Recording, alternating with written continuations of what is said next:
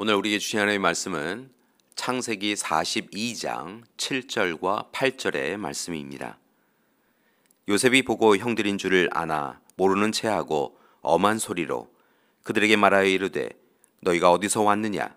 그들이 이르되 곡물을 사려고 가나안에서 왔나이다. 요셉은 그의 형들을 알아보았으나 그들은 요셉을 알아보지 못하더라. 아멘. 창세기 41장의 말씀을 보면 애굽 바로가 꿈을 꿉니다. 그의 꿈은 곧 고대 근동에 닥칠 풍년과 흉년에 대한 꿈이었고, 이를 하나님의 은혜 가운데 꿰뚫어 본 요셉에 의하여 애굽은 흉년의 어려움을 예비할 수 있었습니다. 형들에 의하여 노예로 팔려간 요셉은 하나님의 돌보심으로 이제 놀랍게도 애굽의 총리가 되어서 국가의 위기 상황을 통제할 수 있게 되었습니다.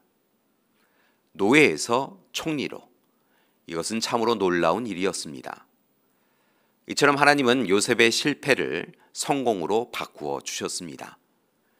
어렵고 힘든 상황임에도 불구하고 좌절하지 않고 낙심하지 않으며 하나님이 주신 꿈을 붙잡고 있었던 요셉에게 그 꿈을 성취하도록 은혜를 베풀어 주셨습니다. 그런데 더 놀라운 것은 하나님께서 요셉의 개인적 성공의 이야기로 멈추지 아니하시고 이스라엘 백성을 향한 구원의 역사로 큰 그림을 그리셨다는 것입니다.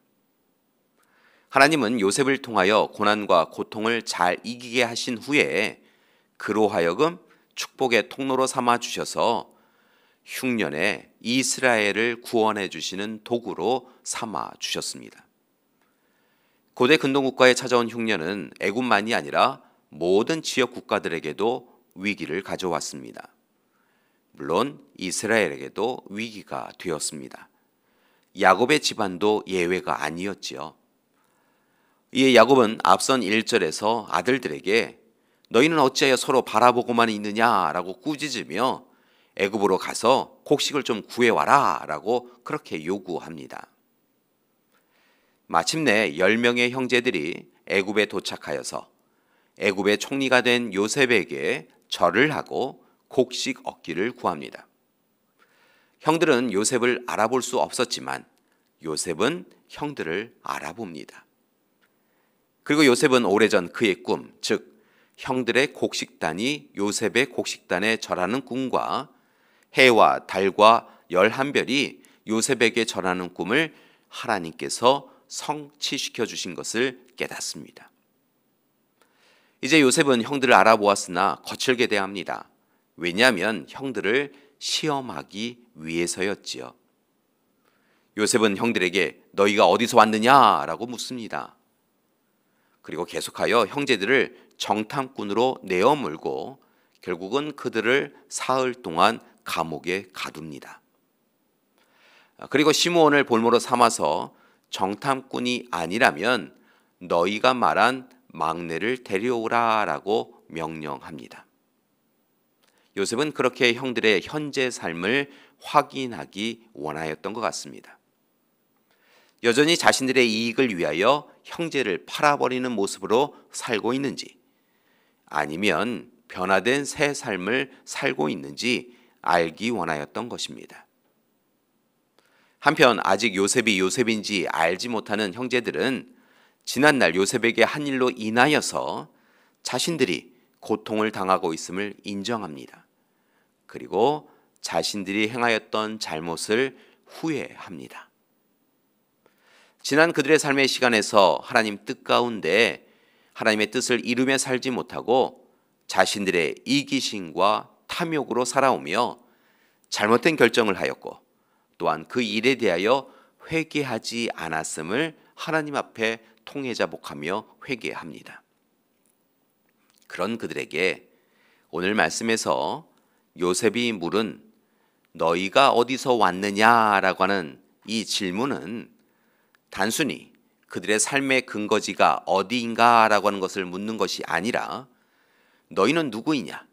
너희의 삶의 정체성은 무엇이냐? 너희는 무엇을 삶의 목적으로 살아왔느냐라고 하는 존재의 본질적인 질문이다라고 할 수 있겠습니다. 오늘 이 새벽 하나님은 우리에게도 같은 질문을 묻고 계십니다. 너희가 어디에서 왔느냐? 같은 뜻의 다른 질문 하나를 더하면 너희가 어디로 가고 있느냐라고 묻고 계십니다. 요셉의 시대 흉년처럼 여러 삶의 문제로 지금 낙심하고 절망하여 있는 우리에게, 길을 잃어버린 우리에게 하나님은 너희가 어디에서 왔느냐 묻고 계십니다. 바라기는 우리가 어디서 와서 어디로 가고 있는지, 그리고 지금 여기에서 어떻게 살아가야 하는지에 대한 하나님이 주시는 지혜가 있기를 원합니다.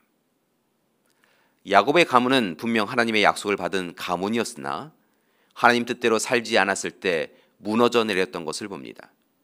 결국 형제인 요셉을 팔아버리는 악한 일까지 행하였습니다. 따라서 이제 우리는 하나님의 사람으로서 무엇을 하든 하나님을 바라보며 살아가기 원합니다. 기쁠 때 하나님을 바라보고, 슬플 때 하나님을 바라보기 원합니다. 행복할 때 하나님을 바라보고, 분노와 화가 닥칠 때에도 하나님을 바라보기 원합니다. 그래야 흔들림 없이 우리가 하나님 뜻대로 살아갈 수 있습니다. 하나님께로부터 와서 하나님께로 가고 있음을 잊지 않고 잘 살아갈 수 있습니다. 하나님이 주시는 꿈과 비전, 하나님의 약속을 붙잡고 살아갈 수 있는 것입니다. 바라기는 오늘 하루 요셉처럼 어디에서 와서 어디로 가고 있는지 분명히 알고 하나님 안에서 하나님과 함께 하나님 말씀대로 살아가는 우리 능곡의 믿음의 가족들 되시기를 간절히 기도드립니다. 함께 기도하시겠습니다.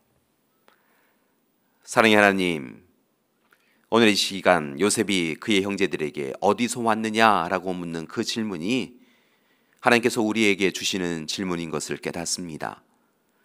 하나님, 오늘 이 시간 우리가 어디에서 와서 어디로 가고 있는지 잊지 않게 하여 주시옵소서.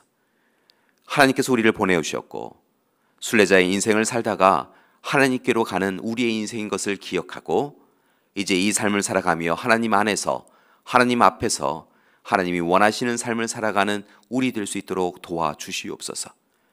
기쁠 때만 하나님 안에 있는 것이 아니라 힘겹고 어려울 때, 슬플 때 더욱 힘써서 하나님 안에 거하며 하나님의 뜻을 찾는 우리 되게 하여 주시옵소서. 이제는 우리 주 예수 그리스도의 은혜와 하나님의 극진하신 사랑하심과 성령님의 이끄시는 귀한 역사가 오늘 이 시간 허락하여 주신 약속의 말씀을 꽉 붙잡고 하나님의 사람으로 하나님의 뜻대로만 살겠습니다 결단하고 다짐하는 우리 믿음의 가족들 위해, 가정과 교회 위에 지금부터 영원토록 함께 하시기를 간절히 축원하옵나이다. 아멘.